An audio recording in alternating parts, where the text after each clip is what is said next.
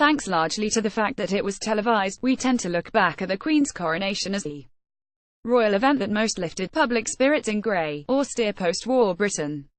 But as Elizabeth and Philip love and duty, BBC One reminded us, 6 years earlier in 1947 the fairy-tale wedding of Princess Elizabeth to dashing Philip Mountbatten gave Britain a major morale boost at a time when it was desperately needed. As befits a BBC programme marking the monarch's 70th wedding anniversary, this was a respectful film, with presenter Kirsty Young keeping the tone just right for a portrait of the platinum couple as they reach a landmark in their marriage. From the outset the emphasis was on the love story, the air of romance and glamour that surrounded the wedding, and the significance and inspirational quality the match had on ordinary people's lives. This was a marriage that, even allowing for some retrospective rose-tinting, truly seemed to symbolize a new beginning and a bright new future for Britain.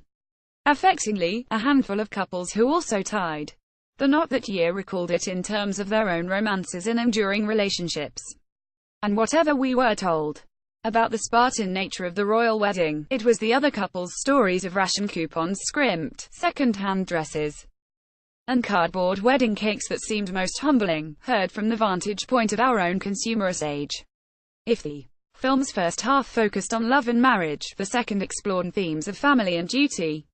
Above all, how in the succeeding decades the Queen and the Duke of Edinburgh kept their relationship strong despite the changes wrought by accession to the throne and the constant demands made on family life by regular tours to the furthest point of the Commonwealth. The unhappier 90s, when the spotlight shifted to the marital problems of their children, were dealt with too, but primarily as a sharp contrast to, and test for, their own remarkably stable relationship.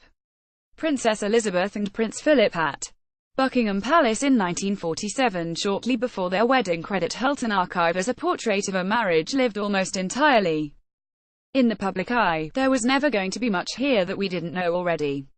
But in terms of reflecting the enormous public affection in which the Queen and the Duke have always been held, and the vital role this longest royal marriage in British history has played in securing the future of the monarchy, this was a film that said it all.